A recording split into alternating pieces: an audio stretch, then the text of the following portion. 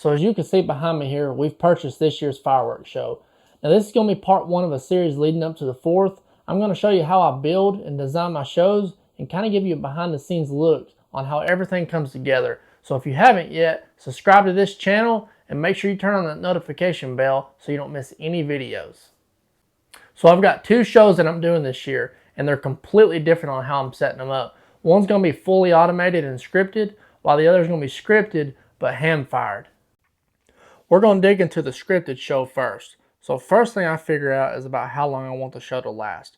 So for this show, it's going to last 15.5 minutes with the finale. Then I start working on the soundtrack, which I've already done for this one. So now I'll load it into the show designer.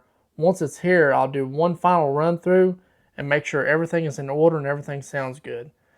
Now most of these fireworks I already know the timing.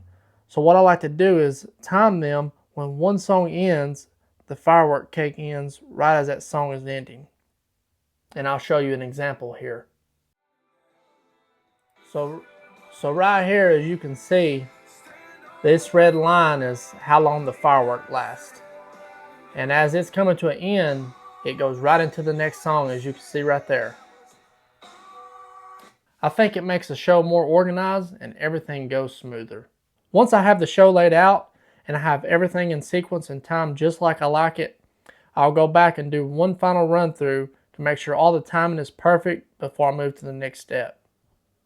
Now that all the programming is done and the playlist is finished, I'll save the show. Just go right over here, hit Save Show. And the cool thing about Ignite is, once I save it on here, it automatically saves it to your phone. And now you're ready to fire the show with the module. This is what the module looks like. Now this is the i18 from Ignite. And obviously it has 18 cues. You just plug your igniter into each one. And what you're doing is you're programming each one individual on which cue you want to fire. And this is one of the igniters. So as you can see, so what I do is I cut it off about right here, and that slides inside the firework cake. I puncture a hole inside the tube, and then you take the end here, plug it in, and that's all you got to do. And then you just program it on how exactly which one you want to fire in what order, and you sit back and enjoy the show. Alright, so we're going to take a break from that one, and we're going to go to my other show, kind of give you an idea of the difference on how I set them up. So we're going to go to this one. So this one is completely different on how I set it up. So whereas the other one is primarily cakes that I use throughout the show, and I'll show you what I'm talking about right here. I'll show you an example.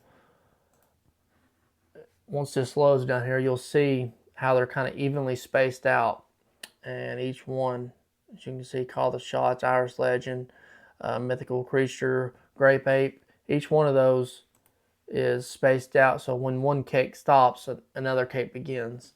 So this show that I do when we hand fire it is kind of set up different. I still script it, so I'm still using a module, but instead of doing the whole show, I'm doing small parts of it that we can't manage to fire if we was just using a lighter. So for example, the beginning, pretty famous song here,